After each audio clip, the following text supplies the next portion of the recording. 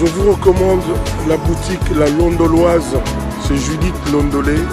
Si vous voulez être classe, chic, être habillé, être admiré. Parole de Mopao Mokonzi.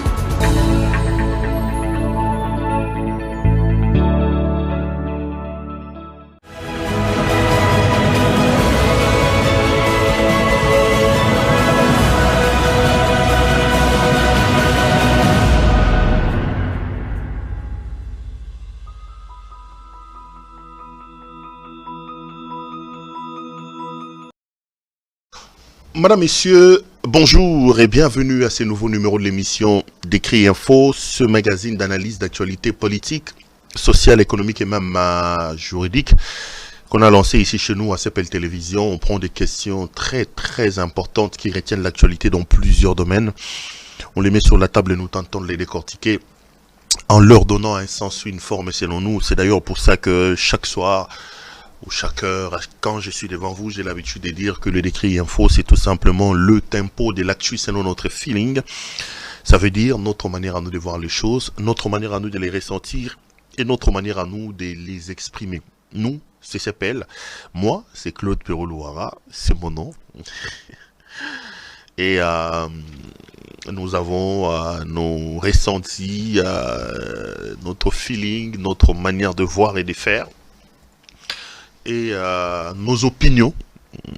Ici, nous venons justement relayer ces opinions parce que Décrit Info est tout simplement un magazine d'opinion dans lequel moi, M. Perrault-Louara, je viens, je vous dis voilà, il y a un problème, voici les vidéos de M. Vidé Chimanga. Ces vidéos circulent sur les réseaux sociaux, mais voici ce que moi, Perrault, je pense. J'ai dit ben, moi.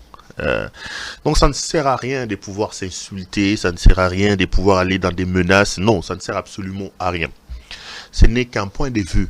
Et moi-même, j'ai toujours pris les réserves d'usage. À chaque fois que je commence cette émission, j'ai l'habitude de vous répéter que ce que j'ai dit ici n'est pas du tout une parole d'évangile. J'expose mes propos étant pris de vos critiques parce que moi je suis foncièrement démocrate et je crois que du choc d'idées, la lumière, alors la vraie lumière finit toujours par jaillir. Donc ça ne sert à rien qu'on s'insulte, chers frères. Cette propension, cette tendance à vouloir s'engouffrer dans les sillons des insultes qui... Ça me gêne, moi ça me met un peu très mal à l'aise. Je pense que nous pouvons avoir nos contradictions, nous pouvons avoir nos divergences en termes de perception politique, mais cela ne doit absolument pas nous amener à pouvoir nous insulter. J'ai toujours lancé un défi parce que quand je dis ça, les gens disent « Oh, yo, fin à président de la République ». Je dis non. Toujours lancer un défi à qui voudrait bien me contredire, de pouvoir m'amener une seule vidéo dans laquelle moi je suis en train d'insulter le président de la République. Il n'y en aura pas. Je n'ai jamais dit président de la République, Azama Tamaminene, Azamou Nene, Azamou Kie, Azamou Laï, Azamou Koussé. Non, je n'ai jamais dit ça. Je n'ai jamais dit que le président... Non. J'ai dit que le président de la République était un incompétent. Ça, c'est pas une insulte. Là, je peux le démontrer et je peux bien vraiment le démontrer. Mr. Jason, il y a quelqu'un... Is there somebody... J'ai le retour de la télévision qui parle de l'autre côté du bureau, ça me déconcentre un peu. Si on peut carrément le calmer. Donc, je disais que les insultes que nous avons introduites dans le débat politique, ça me dérange un tout petit peu. Voilà. Je suis donc venu aujourd'hui pour que nous ayons un autre épisode de ce numéro, votre magazine Décrit Info. Après Décrit Info, tout à l'heure à 21h, j'espère que mes équipes vont tenir le rendez-vous. Hier, j'étais très heureux de pouvoir vous retrouver dans le cadre de Allo CPL. Vous étiez très nombreux, justement, très nombreux à être là avec nous, à discuter avec nous. Après 2 semaines pratiquement d'absence, on se retrouvait en famille. Je retrouvais des gens que je connais dans le cadre d'Allo CPL, des téléspectateurs très fidèles. et j'étais très heureux. J'espère qu'aujourd'hui, encore à 21h, on se retrouvera dans le cadre d'Allo CPL. Hier, on a parlé de l'affaire Didier Tshimanga.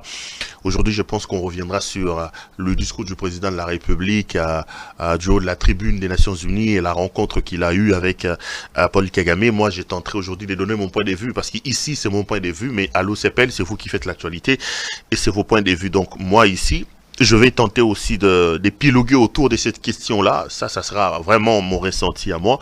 Mais le soir, je serai en direct avec vous pour, à ce moment-là, vous ouvrir aussi les micros pour que vous aussi, vous ayez la possibilité de pouvoir commenter l'actualité et de donner votre point de vue. Deux, trois choses avant de commencer cette émission. Si vous êtes un habitué de l'émission, vous savez de quoi je vais parler. La première des choses, je vais vraiment la main sur le cœur vous demander de pouvoir vous abonner sur notre chaîne. Nous, c'est CPL Télévision. En montant sur ce plateau, je regardais, nous étions à 86 200 abonnés. J'aime bien vous faire un rapport pour que vous ayez la température de comment ça se passe. S'il vous plaît, regardez la personne qui est à gauche ou à droite. S'il n'est pas encore membre de la grande famille CPL, s'il n'a pas encore eu son abonnement ou s'est pas encore abonné sur CPL Télévision, demandez-lui de pouvoir le faire et ça nous fera énormément plaisir. La deuxième des choses que je voudrais vous demander, ça aussi c'est la main sur le cœur, c'est que vous puissiez aimer la vidéo, liker la vidéo que vous êtes en train de regarder. Ça aussi c'est un petit geste, mais c'est un geste extrêmement important, un geste qui nous permet tout simplement de nous mettre à l'abri de certaines actions de malfaisance, des gens qui n'aiment pas les vérités que nous disons ici. Donc likez la vidéo et partagez-la. Ça nous fait énormément du bien. Et puis troisièmement, je voudrais vraiment vous demander d'appeler notre amie Judith Londolé Betoko Lilo Betokos. Quelqu'un m'a appelé pour me dire Betoko Lilo Laxani, Betoko c'est Laxani. Ça me vient comme ça, bah, j'aime bien. Elle s'appelle Judith Londolé Betoko. Bon, moi j'ai voulu un peu, mettre un peu de mien. N'oubliez pas que je suis quinois. Moi je suis quinois. Je suis quinois, j'ai grandi à Bandal. Je suis pas né à Bandal, j'ai grandi à Bandal. Je suis arrivé à Bandal, j'avais 12-13 ans. J'ai grandi à Bandal. Ma vie, je l'ai fait à Bandal. Donc, je peux dire que j'ai un peu la culture à Bandal, si on peut le dire comme ça. Donc, j'ai grandi à Bandal. Donc, de temps en temps, qui m'en a Bandal et donc, c'est comme ça que elle s'appelle Judith Londolé Betoko. Moi, j'aime bien ajouter Betoko, Betokos, Betoko Lilo. Mola Tsiki Toko, Bilamba Kitoko, Yemo Kitoko. C'est notre partenaire très très privilégié. Elle a une boutique d'habillement. Homme, elle vend des vestes et des chaussures, de cravates, de chemises, de montres, si ça vous plaît, des choses comme ça. N'hésitez pas à appeler Judith Londolé Betoko, commander, offrez à votre mari, à votre soeur, à votre frère plutôt, à votre beau-père, des choses comme ça. Et vous avez une seule adresse, c'est donc chez notre ami Judith Londolé Betoko. Son numéro s'affiche au début de cette émission dans les spots publicitaires que vous avez vus, mais aussi à la fin. Commandez partout où vous êtes à travers le monde. Elle peut s'organiser pour vous envoyer vos colis. Et croyez-moi, c'est du lourd et c'est du sérieux. Judith Londolé Betoko, Betoko Lilo, Betokos. Moulati Kitoko, Bilamba Kitoko, Yemoro Kitoko. Donc on a bâti les Betokos, Babilo Kitoko. Il faut tout renégocier contrat, Judith. Il faut tout renégocier contrat. Pour na bâti seulement ma futa. Et il y a une publicité, na bâti ma futa na fouli sous comme mono makas. Fouli comme Betokos na Betokoli le sous makas. Non, c'était juste pour rire. Les amis, aujourd'hui, je suis venu pour qu'on parle de ces problèmes des clans qui gangrènent d'une certaine manière la gestion du pays et ces problèmes des clans qui posent énormément de problèmes aujourd'hui au niveau les plus élevés. J'aborderai aussi les suites du discours du président de la République sur la tribune des Nations Unies avec la rencontre qu'ils ont eue le soir avec monsieur Emmanuel Macron. Je donnerai mon point de vue là-dessus et à la fin de l'émission vous connaissez que vous aussi vous pouvez avoir la possibilité de donner vos points de vue en m'appelant, pas en direct. Moi j'ai dit toujours que les débats peuvent se poursuivre dans le couloir, donc je suis prêt à discuter avec n'importe qui, mais en 3 minutes avant de commencer cette émission, permettez-moi chers frères de vous rappeler tout simplement que dans l'est de votre pays vous avez des situations très compliquées. aujourd'hui, nous parlons du discours du président Tshisekedi du haut de la tribune des Nations Unies. Ce discours-là, quand vous regardez, il a essentiellement tourné autour des questions liées notamment à la sécurité du pays, qui est aujourd'hui très très volatile. Je voudrais ici vous demander à vous tous, vous informer, vous rappeler que votre pays connaît des situations très compliquées dans sa partie Est. Moi, j'avais demandé à tous mes téléspectateurs, à tous les internautes et à tous ceux qui me regardent de pouvoir réfléchir chacun à ce qui le concerne, sur ce qu'il peut faire pour son pays. Je reste convaincu, comme ce président américain qui à un moment donné avait dit, ne vous posez pas la question de savoir ce que le pays fait pour vous, mais à un moment donné, vous devez plutôt vous poser la question de ce que vous faites pour les pays. Je trouve que cette citation est assez révélatrice parce que en réalité, l'État, le pays n'est que une abstraction, je veux dire, une illustration, une image. L'État en soi n'existe pas. L'État est ce que nous voulons qu'il soit. Si nous mettons en place des principes, des règles que tout le monde respecte, derrière lesquelles s'insère tout le monde, on les trace comme des sillons dans lesquels tout le monde s'engouffre, quel que soit son âge, quelle que soit sa position, son positionnement dans la société, quelle que soit sa catégorie, nous aurons un État fort. Et la force de l'État ne dépendra que de ce que nous ferons. C'est comme ça que j'ai toujours dit à certaines personnes quand ils disent Mbokao Kufa, Mbokao Totekango, j'ai dit ça c'est tout simplement être malhonnête. Parce qu'en réalité, Mboka n'est que la résultante de ce que vous, citoyens de ces Mboka-là, auront fait préalablement. Si nous prêchons la corruption, la mafia comme ça se passe aujourd'hui, c'est tout à fait normal que vous ayez un pays avec des routes totalement cabossées, des écoles sans bancs, sans craie. Mais si nous mettons du sérieux, que nous nous disons, le Congo est un bien commun, le Congo est un patrimoine commun que nous avons hérité de nos pères, de nos parents. Nous, comme un peuple, nous avons donc la responsabilité de travailler, de développer ce pays et surtout de s'organiser pour léguer un pays mieux que ce que nous avons hérité de nos parents. En ce moment-là, nous aurons accompli une grande chose pour notre pays, pour notre avenir et pour notre devenir et surtout pour nos enfants. Surtout pour nos enfants. Et ceci étant, je voudrais donc vous rappeler que à l'heure où nous parlons, on est en train de violer les femmes, on est en train de massacrer des familles entières, on est en train de tuer des gens dans l'est de notre pays et ce n'est pas du tout normal. Ici, je me dis que je fais un peu le travail des lanceurs d'alerte pour vous alerter. Peut-être que nous tous, nous sommes plongés dans une sorte d'inconscience. On commence à relativiser les choses et à normaliser des situations anormales.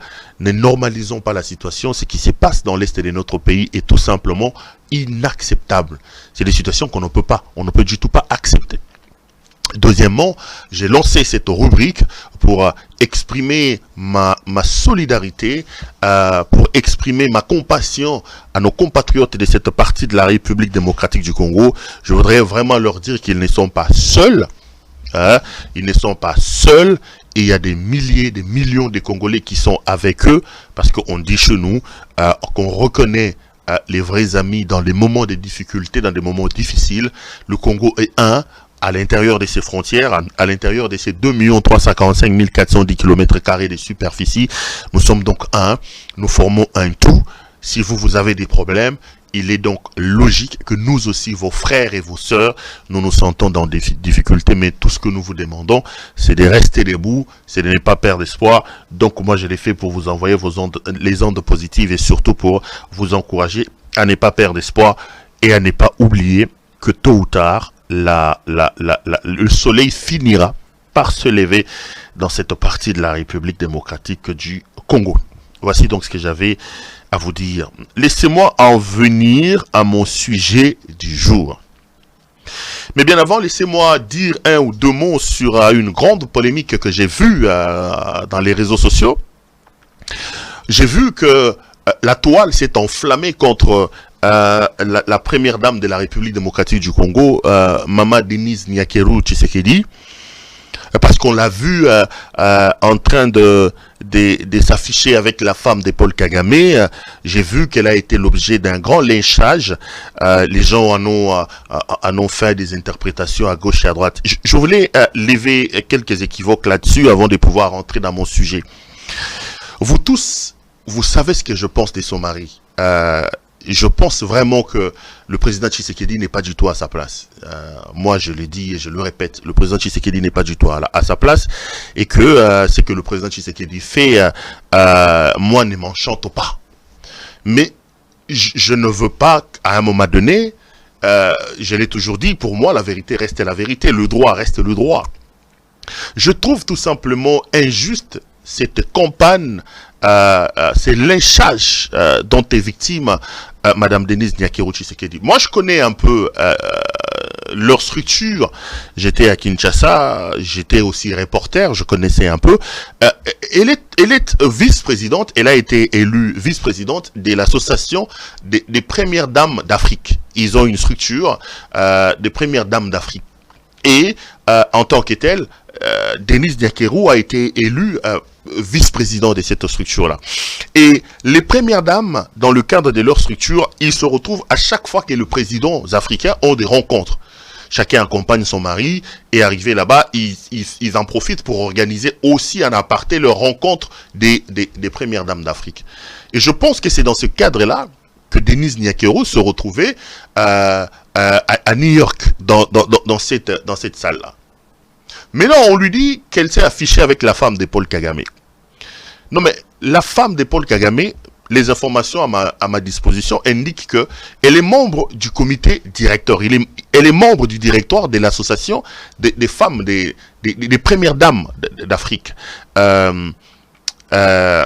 Denise Nyakero est vice-présidente. Et j'ai vu que la première dame de la République démocratique du Congo avait même un discours à tenir là-dessus. Bon, moi, je vois les gens en train de l'attaquer. Je me dis, qu'est-ce qu'elle devait faire? Est-ce que, quand elle est rentrée dans cette salle-là, dans sa posture de vice-président, ayant une adresse à faire avec ses... Est-ce qu'on peut les appeler les homologues? Oui, avec ses sœurs, première dame, devait-elle faire un scandale en disant que je n'entre pas dans la salle, il faut chasser la femme de Paul Kagame? Non, je ne crois pas. Je ne crois pas. Il y en a qui disent que est-ce qu'il devait s'afficher avec la femme de Paul Kagame? Mais c'est dans le cadre d'une structure dont elle est vice-président. Non, je pense que on peut se concentrer sur l'essentiel. Pour moi, l'essentiel, c'est la gouvernance de son mari qui pose problème. Ça, je suis totalement d'accord. Pour moi, l'essentiel, c'est le régime du président Tshisekedi qui démontre les signes d'insuffisance, d'essoufflement et des limites assez éloquentes quant à la gouvernance et à la gestion de la République. Ça, je suis totalement d'accord. Mais sur ce cas-là, je ne suis pas du tout d'accord que Denise Nyakero se fasse lyncher comme j'ai vu. Donc pour moi, elle se retrouvait là dans le cadre de cette association-là.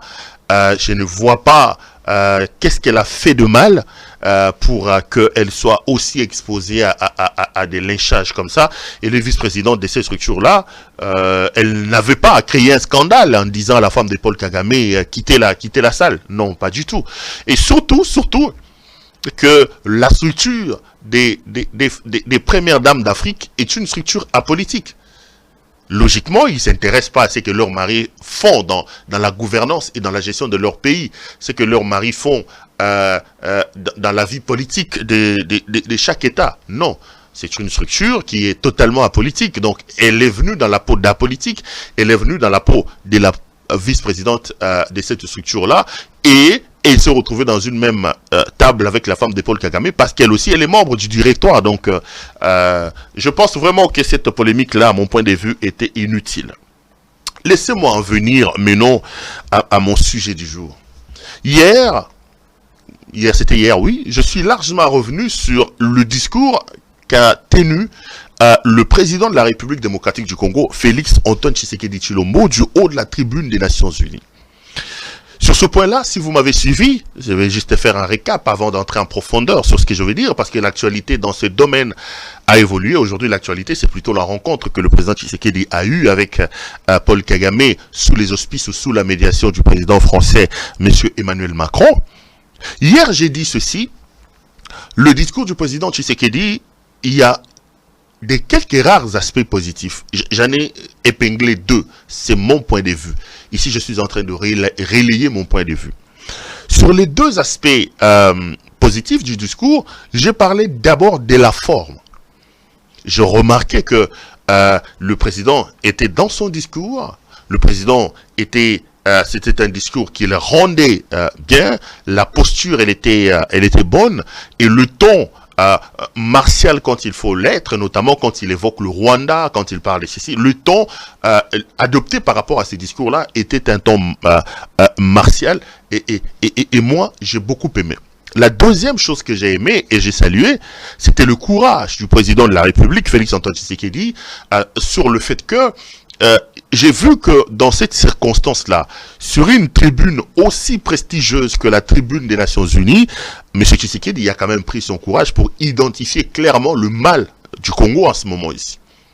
Dire du haut de la tribune des Nations Unies que le Rwanda est un pays agresseur, que le Rwanda est responsable de la situation d'insécurité dans l'Est de la République, ça aussi j'avais dit, chapeau bas. Je trouvais que c'était courageux de la part du président de la République d'identifier clairement le Rwanda, le nommant, citant nommément le Rwanda comme pays agresseur. Mais je suis allé au-delà parce que j'ai vu qu'il y a eu une sorte d'euphorie sur ce que le président a fait. J'ai vu la plupart de ses laudateurs se répandre dans les médias pour saluer. J'ai dit, au-delà de ces deux choses, le Congo doit comprendre qu'il doit aller au-delà. Le problème du président Tshisekedi actuellement, c'est que le président Tshisekedi démontre à la face du monde et à la face de nous tous qu'il a totalement perdu la main et il a perdu les repères par rapport à la situation sécuritaire dans l'Est de la République. Aujourd'hui, le malheur est de constater que la République démocratique du Congo réserve le sort de sa sécurité, notamment par rapport à la guerre contre le M23, aux autres personnes. Quand vous regardez la diplomatie menée par le président de la République, le discours tenu par le président de la République et même certains de ses laudateurs, vous vous rendez à l'évidence qu'il vous donne l'impression que, pas l'impression, c'est d'ailleurs la vérité, mais il relaie cette vérité-là, qu'ils sont dans une sorte ils sont à bout de ressources. Le président est totalement bloqué. Il ne sait plus quoi faire pour sortir la République de ce bourbier du M23. Ça fait plus de 100 jours que cette partie de la République démocratique du Congo est sous contrôle de ces mouvements rebelles soutenus par le Rwanda. Alors, la conséquence, c'est que on doit aller s'agenouiller devant le Rwanda. Moi, j'avais dit ceci. Nous devons arrêter notre rhétorique anti-rwandaise. Dans le cas de la diplomatie, oui. Mais encore que cette diplomatie-là, à l'Angeleka, comme je l'appelle, elle est en train de claudiquer et elle a montré ses limites et ses insuffisances au point où, malgré les multiples voyages, le président de la République a été dans l'impossibilité de nous démontrer les retombées de ces voyages et de cette diplomatie que beaucoup de ses laudateurs sont en train de saluer. Je dis que ce qui arrive est un véritable exemple, une preuve éloquente de l'échec total de la diplomatie à l'Angeleka que le président de la République est en train de mener. Maintenant, le soir d'un discours martial comme celui du président de la République, je l'ai vu aux côtés du président rwandais Paul Kagame.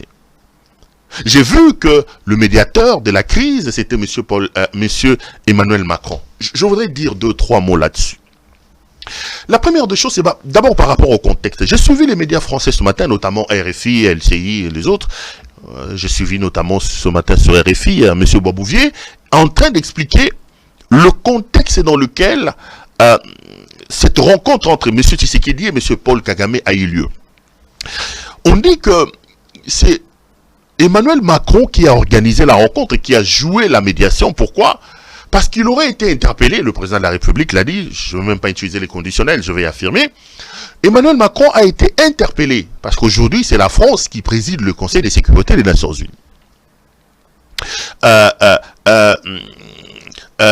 Emmanuel Macron a été interpellé, étant donné que son pays est à la présidence de l'Assemblée ou du Conseil de l'Assemblée générale des Nations Unies.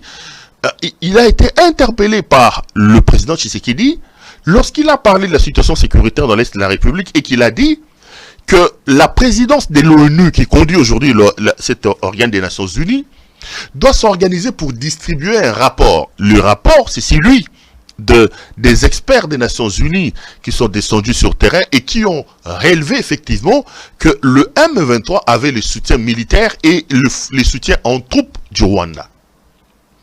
Et ce rapport a été rendu public, mais jusqu'aujourd'hui, et au niveau des Nations Unies, le rapport n'a pas été distribué et aucune réunion n'a été convoquée pour justement tabler sur ce rapport-là. Pour ceux qui doutent encore de l'inefficacité de la diplomatie du président Tshisekedi, voici une autre preuve que le président Tshisekedi fait du tourisme d'État au sommet de l'État avec ses multiples voyages, mais le président de la République ne fait pas de la diplomatie. Parce que vous avez une guerre d'agression, et cette agression est prouvée, avérée par des experts crédibles et indépendants des Nations Unies, qui ont établi un rapport attestant que le M23 bénéficie d'un soutien militaire, un soutien en armement et même en hommes de troupes de la part du Rwanda. Mais nous sommes incapables, avec notre diplomatie, de pouvoir faire que ces rapports soient distribués au niveau du Conseil et qu'une rencontre soit convoquée pour que le Conseil puisse établir sur ces rapports-là. Ça, c'est une autre preuve que M. Tshisekedi ne comprend pas les enjeux, que M. Tshisekedi n'a pas le contrôle et que M. Tshisekedi ne nous apporte pas une diplomatie agissante comme il les laisse entendre. Regardez la manière dont il est en train de conduire la guerre. Et là, le président, comme il aime bien des rencontres n'importe comment, il venait encore de se faire flouer par Emmanuel Macron. La France est en train d'expliquer que elle a convoqué cette rencontre après avoir été interpellé par le président Tshisekedi qui appelait la France, qui préside aujourd'hui les Nations Unies, à pouvoir distribuer ce rapport et à convoquer le Conseil de sécurité pour tabler sur cela. Et la France s'est fait passer comme un pays qui a écouté l'appel du Congo et qui a organisé une rencontre entre le président Paul Kagame et le président Tshisekedi. Mais qu'est-ce qui ressort de ces rencontres-là ou de cette énième rencontre à laquelle le président Tshisekedi a assisté avec son homologue rwandais? Absolument rien du tout. J'ai vu les communiqués ou plutôt le compte rendu de la rencontre. Qu'est-ce qu'on dit? On appelle le M23 à cesser toute hostilité et à se désengager ou plutôt à se retirer de Bunagana. Ça, ce n'est pas le premier appel. Dans ces voyages à la Magellan, où il voyage n'importe comment, partout le président Tshisekedi part. On dit la même chose. Le président est allé en Angola ici rencontrer le président Joao Lourenço. Le président a rencontré aussi Paul Kagame là-bas. Au terme de cette rencontre-là, parce que l'Angola a été désigné par le pays de la sous-région, de la communauté des pays des États de l'Afrique de l'Est, comme étant le médiateur entre Kagame et Tshisekedi, au terme de cette rencontre, c'était le même discours qui était tenu. L'Angola, ou le médiateur angolais, dans le communiqué final, ils ont appelé les M23 à cesser toute hostilité et à se retirer des zones occupées. Ils ont demandé la lutte des forces négatives dans l'Est de la République, notamment les mouvements négatifs et les FDLR. Nulle part, partout le président de la République part, le Rwanda est écorné. Et ça a été exactement la même chose hier encore dans leur rencontre avec M. Emmanuel Macron. Ils ont pris le même discours, sans relief, la même rhétorique qu'on nous balance depuis que Tshisekedi est en train de se promener et de voyager comme un touriste. La rencontre Kagame et Tshisekedi sous les auspices de M. Macron hier n'a fait évoluer les choses en rien. C'est une unième rencontre inutile, comme M. Tshisekedi a le secret des voyages inutiles. Parce qu'en réalité, poser la question à ces Tshisekediistes, à ces laudateurs, à ces gens qui criaient partout la diplomatie agissante. En quoi la tripartite d'hier entre Emmanuel Macron, Paul Kagame et Félix Antoine Tshisekedi a fait avancer les choses? Même pas d'un seul iota. Au contraire, ça a encore un peu édulcoré la rigueur et la vigueur du discours que moi j'ai qualifié courageux que le président Tshisekedi a tenu du haut de la tribune des Nations Unies. On ne peut pas sortir d'un discours aussi présenté comme étant magistral par ses partisans, comme étant dur, pour aller se retrouver en tête-à-tête avec l'homme qu'on accuse, et qu'au terme de ces tête-à-tête-là, vous affichez ensemble sans pour autant avoir des résultats. Donc, la rencontre d'hier ne nous a même pas fait avancer d'un petit pas. Ça, c'était notre échec patent de la diplomatie à l'Angeleka de M. Tshisekedi. On va me dire, mais toi, Perrault, qu'est-ce qui se passe? Tu ne vois que du rouge, tu ne vois que du rouge. Moi, j'ai toujours posé la question aux gens. Je venais de vous parler de Denise Nyakero ici. Denise Nyakero, première dame de la République démocratique du Congo, et la femme de M. Félix Antoine Tshisekedi Tshilombo. Je suis contre les lynchages médiatiques dont elle a été victime. Ça, vous n'allez pas voir ça. Vous qui me critiquez, non, tu fais une fixation sur M. Tshisekedi, tout ça, non. Ici, j'ai dit pour moi que la polémique autour de la première dame est une polémique inutile. On ne peut pas lui reprocher d'être sur une même table avec la femme de Paul Kagame. Je trouve vraiment que c'est une polémique inutile. Mais vous ne voulez pas qu'on critique M. Tshisekedi. Alors que lui, Tshisekedi, et son père, dans l'opposition, son père avait fait de Kabila sa marchandise. Il a fait de Mobutu son capital. Mais si on ne parle pas de Tshisekedi, on va parler de qui? Parce qu'aujourd'hui d'ailleurs, vous avez du mal à critiquer les autres institutions parce que Tshisekedi est un dictateur. J'entends les gens dire, écoutez, si ça ne fonctionne pas, c'est le gouvernement, c'est le gouvernement. Non. Dans une logique, dans un état logique, la conduite des politiques publiques est une affaire du gouvernement. Parce que le gouvernement est l'émanation du Parlement et le gouvernement répond des actions, des politiques publiques menées au niveau du Parlement. Mais ici, vous avez en face de vous un dictateur qui pense que la gestion de la République, la gouvernance d'un pays ne doit tourner qu'autour de sa personne. Il a tout paralysé, les amis. Il a paralysé l'administration, il a paralysé la justice, il a paralysé le Parlement. Le Parlement est aujourd'hui une sorte de caisse de résonance. Si tel était le cas, qu'est-ce que vous allez dire quand dans son bureau, M. Tshisekedi a décidé de mettre en place l'escroquerie 100 jours?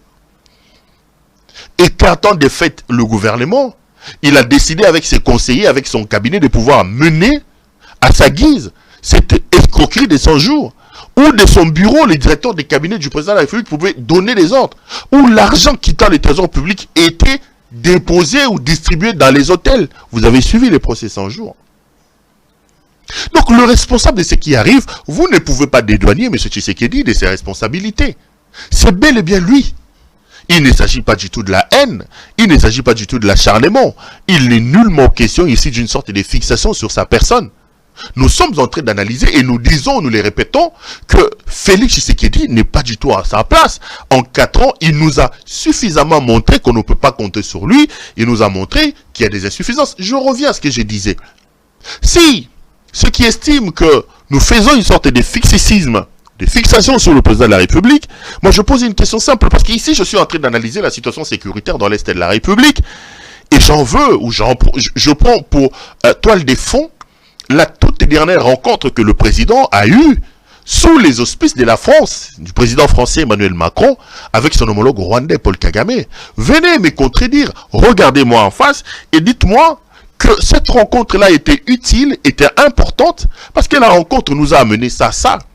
Nous n'avons même pas avancé d'un seul petit pas. Donc c'est une autre rencontre inutile. Mais le président de la République, le président français Emmanuel Macron, quand quand il prétexte les raisons qui l'ont amené à convoquer ces deux belligérants pour cette tripartite, il dit qu'il a été interpellé par le président Tshisekedi. Mais pourquoi est-ce que plutôt Emmanuel Macron, étant président du pays qui préside aujourd'hui l'Assemblée générale des Nations Unies, pourquoi est-ce que le président Macron a été interpellé? Le président Macron a été interpellé parce que Tshisekedi s'est plaint. Il a dit qu'il y avait dans les tiroirs un rapport des indépendants, des experts des Nations Unies qui mettaient en cause le Rwanda dans la déstabilisation de la République démocratique du Congo, qui démontrait qu'à l'heure où nous parlons, le Rwanda apporte un soutien militaire en armement et même en nombre de troupes au M23. Ceci étant, la France a prétexté d'avoir entendu l'interpellation de la République démocratique du Congo et la France a décidé de convoquer les deux belligérants. Mais au sortir de cette rencontre, aucun mot n'a été dit sur ce pourquoi la France a été interpellée. La France a été interpellée parce qu'il y a un rapport qui est en train de moisir dans les tiroirs des Nations Unies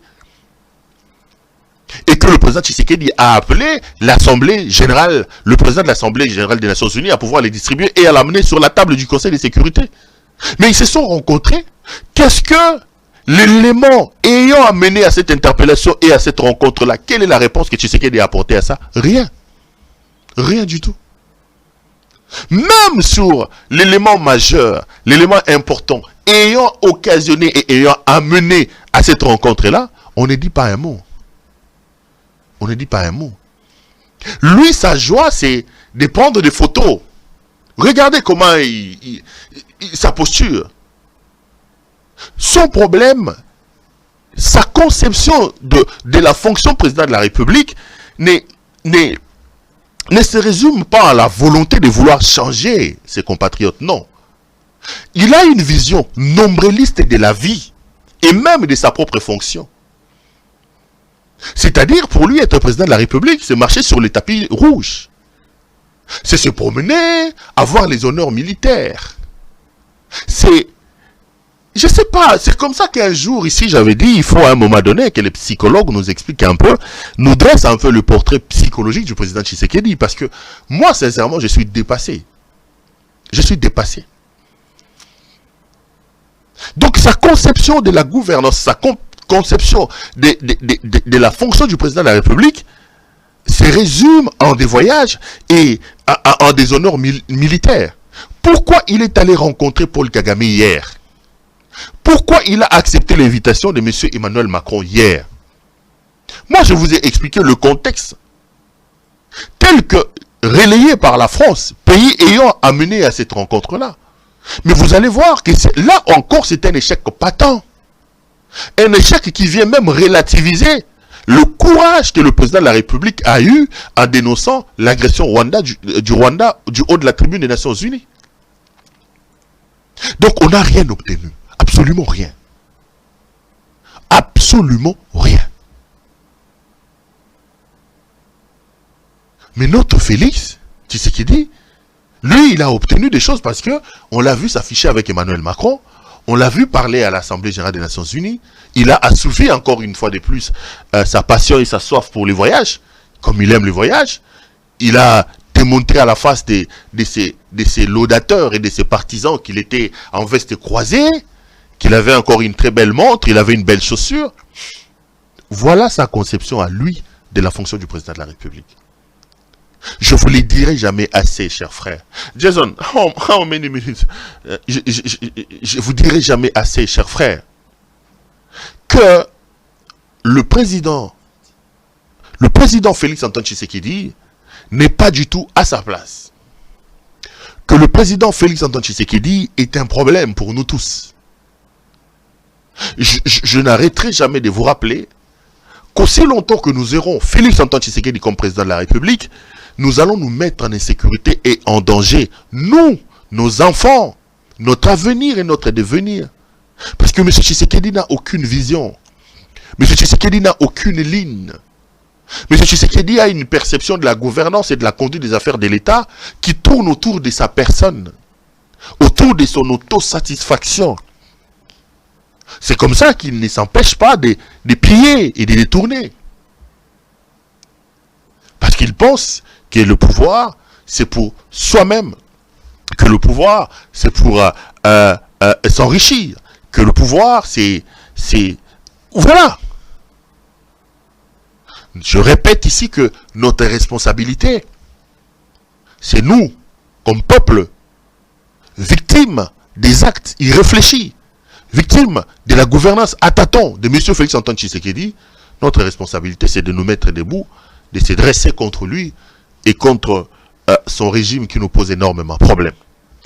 Je voulais aborder un autre point, c'était le point des clans que j'avais prévu, mais là, je suis en train de voir qu'on est en train de me signaler que peut-être qu'il y a un petit souci, je ne sais pas moi. Bon, on va arrêter là. On a quand même fait plus de 40 minutes. Prenez rendez-vous avec moi demain. Demain, je reviendrai sur l'affaire Vidi Tshimanga, parce qu'il y en a qui estiment que c'est un problème des clans, que c'est les clans...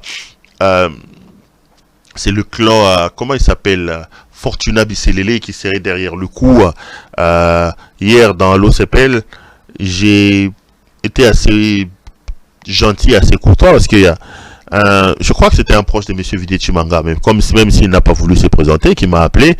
Je lui ai laissé 25 minutes. On en a discuté un peu. Il a donné son point de vue et il a dit que pour lui, c'est un problème des clans. Il dit, comment vous pouvez expliquer que M.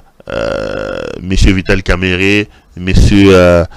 François Béat et aujourd'hui M. Vidi Tshimanga tombe. Il y a un clan autour du président de la République qui s'organise pour faire tomber un autre clan. Les guerres des clans, il explique ça comme ça. Il dit que Vidi était un homme honnête. Ceux qui ont suivi l'OCPL hier peuvent certainement s'en souvenir. Si vous ne l'avez pas suivi, l'émission est sur notre chaîne.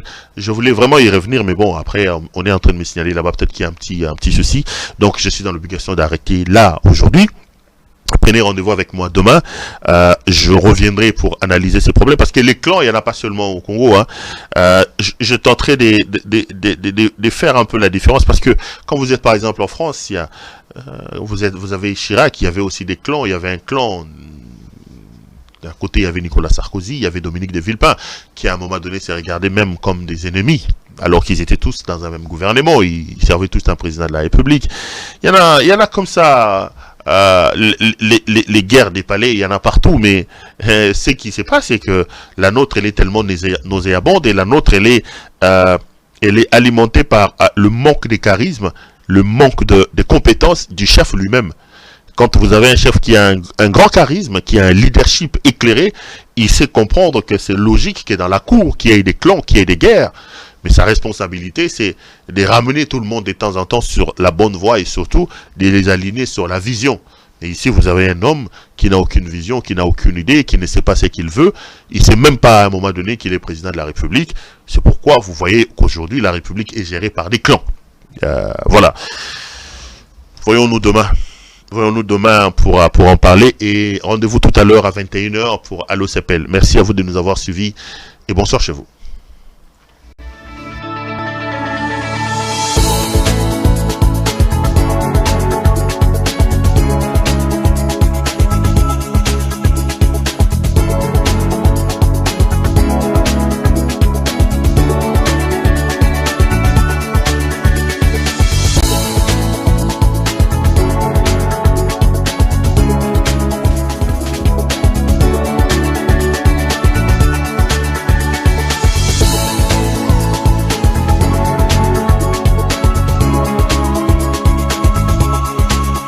Je vous recommande la boutique La Londoloise, c'est Judith Londolé. Si vous voulez être classe, chic, être habillé, être admiré. Parole de Mopao Mokonzi.